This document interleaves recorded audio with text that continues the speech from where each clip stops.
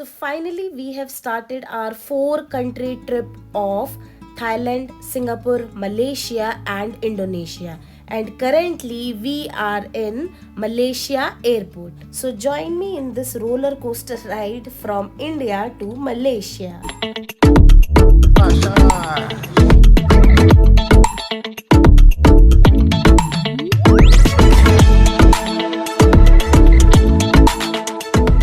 Selamat Datang, Malaysia. Welcome to Malaysia. So as soon as we landed in Malaysia, we got two things done really quickly. One, we bought our SIM card, and second, we got a little amount of cash converted at airport itself. So as soon as we landed in Malaysia, we got a little amount of cash converted and we got a rate of 407 ringgit against 100 US dollars. So let's quickly look at their currency. So they have got 1 ringgit, they have got 5 ringgit, they have got 50 ringgit and a 100 ringgit note. So their currency is also colorful as our Indian currency. So with these colorful notes, let's go out and enjoy in Malaysia.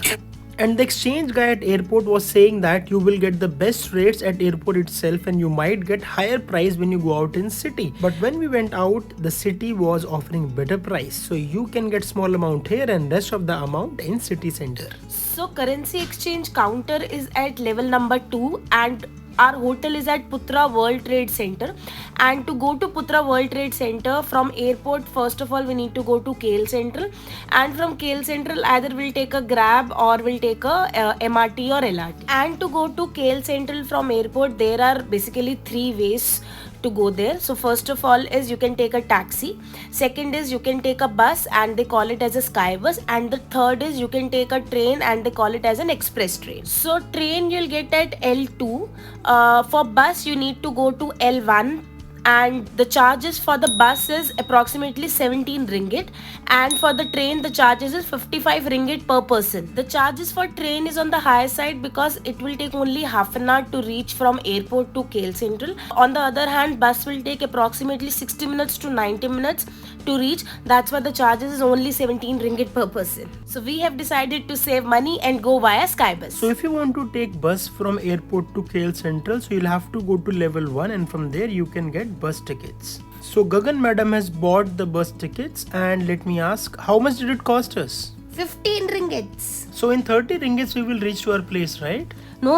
We'll reach only till KL Central, and from KL Central we need to take a bus or taxi or Grab. So we have booked our tickets, we have bought SIM card, we have got a currency exchange. So we thought let us give you some tips and tricks. So now I'll tell you our entire journey from India to Malaysia. To come to Kuala Lumpur, Malaysia, you can take your flight from Indian cities like Delhi, Mumbai, Chennai and Kolkata. You can easily get any flight. So now I'll give you a pro tip. If you're planning to come to Malaysia, Kuala Lumpur, then you can book your flight from eastern part of India, which is like Kolkata, and the flights from Kolkata will be way much cheaper than booking flights from Delhi or Bombay. So currently we have reached to Kuala Lumpur airport, and it took around 7 hours. It was a direct flight from Indian city and we reached Kuala Lumpur, and the time zone difference between India and Kuala Lumpur is approximately 2.5 hours. So currently the time in Kuala Lumpur is 9 a.m. So you can calculate the Indian time will be 6:30 a.m. So as soon as you land in Kuala Lumpur, so you need to buckle up and move fast to cross the immigration counter, because there is a long queue there. So it's better to move fast and cross your immigration as soon as possible. So one thing to remember is the point where you'll deboard the flight and till your immigration pointer, the distance between these 2 pointers were too far. But the good point was that they were signboards and you can easily reach the immigration counter. Immigration at Malaysia airport was very simple. They just took our Malaysia e-visa paper, since we had applied for an e-visa. They just put a stamp on it that it's boarded, and after checking the e-visa they asked for our passport and they checked our passport details, and after that they also checked our exit ticket from Malaysia, and also they asked me for the what's your hotel reservation. So I just had a printout of all the hotel reservation which I was staying in Malaysia, and I just handed over the document to the immigration officer. After checking the return flight and the hotel booking, they just scanned my 2 index fingers, and after that they gave me an entry to Malaysia. So the services at Malaysia's immigration counter was very sorted, and it was well managed. So there were different people which were standing there, which were handling the queues. But one thing to remember is that you need to be ready with all your documents, with all your visa and your passport, and also along with your hotel bookings. On the immigration counter only, there was a digital screen which was displaying on which belt our check-in luggage will be arriving. So once you complete your immigration, the next step is to take your check-in luggage, and it was easily displayed that on which belt your check-in luggage will be arriving. So the next step was you need to take your luggage to the custom check, and they'll just check your check-in luggage, they'll not check your hand luggage. So it was a very easy step. They you need to just keep your check-in luggage into that counter, and it will hardly take only 3 to 4 minutes. So now let's talk about the SIM card. So once you arrive Malaysia, you have a facility that you can pre-book your SIM card in your home country. So there are few websites or app from where you can book your SIM card. One is that Klook, KLOOK, and the second one is Headout, HEADOUT.com, and the third one is Thrilophilia.com. So these are few websites or applications from where you can pre-book your SIM card, and you can pay in INR, and you'll find the various SIM counters once you pass your custom check. So we bought Celcom SIM card, and we found that the shop, and once you pre-book your SIM card, you will found a voucher onto your mobile phone, and you just need to show that voucher to the guy, and he'll just scan that voucher, the QR code, and he'll provide the SIM card to you. You don't have to pay anything to him because it's already pre-booked. And for identity check, they'll just ask for your passport, and they'll just recheck it. So now I'll pass on the baton to Arun, and over to you. Alright, so I have taken the baton. So as soon as we got our SIM card and we moved few steps forward, we saw a currency exchange counter. There were two counters, one was private, and on the left side there was a bank which was a government one, so we preferred the bank counter, and we gave $100 note to him, and we got in exchange 407.80 Malaysian ringgit. After money exchange, we had a couple of choices to reach to KL Sentral. So Gagan has already explained that we have chosen bus, and we have bought bus ticket already, which costed us 15 ringgit. So we had a waiting time of 45 minutes, and in that waiting time we are sharing this information with you guys. And now we will go outside to catch our bus, and we'll show you rest of the Malaysia along with us. Let's go. Hey, but wait, we have got you to Malaysia illegally because you don't have visa yet.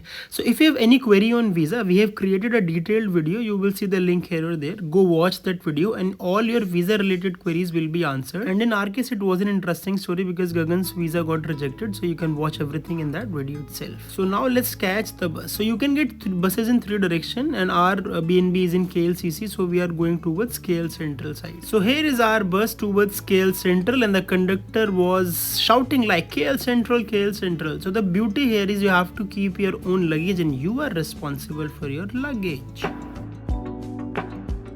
So conductor has checked our ticket and has allowed us the entry inside the bus, and that is how the buses of Malaysia looks like.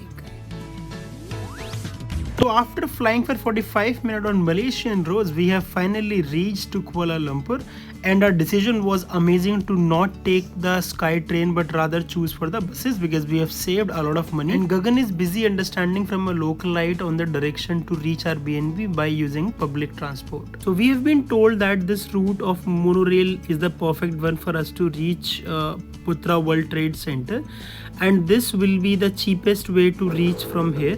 So now we are exploring the route. For cost price, thank you. Okay, means of payment. So you will see these red color self-service kiosk, and from there you can buy your own ticket. You can define the destination and then put in the money into this vending machine, and this machine will dispense the ticket as well as the change amount. So from monorail station, you can take a ticket to PWTC, which is Putra World Trade Center, and the cost for two-person ticket was 7.80 ringgit. And it is very easy. You can use this vending machine, and you can put your 10 ringgit note, and they'll also give you the change. And along with this, you'll get the two tokens. It's just like Delhi metro station. So if you don't want to go to monorail or LRT or MRT, then you can also book a Grab. So Grab is equivalent to which we have Ola and Uber in India. So you can book a Grab and you can go to your respective stations. So basically I need to go to this Putra World Trade Center point, and currently I'm standing in KL Sentral. The center area of Kuala Lumpur is this Bukit Bintang area, and that's why I have booked my Airbnb near to Bukit Bintang.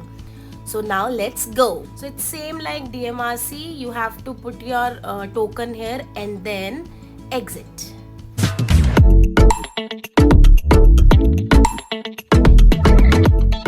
So we have deboarded at PWTC, and within first few hours of landing into Malaysia, we have learnt a huge lesson that you have to travel within 5 to 10 kilometers of radius. Please do not rely on monorail or trains because the frequency is way too less. Though we have saved some money, but we have wasted a complete hour. And for this distance, Grab was showing only 10 minutes ride, so we could have taken Grab instead of metro. So by keeping this learning in our mind, we are going towards our BNB, which is inside a very beautiful society. So we will give you a tour of our BNB society, and we will show you some beautiful glimpses of Malaysia.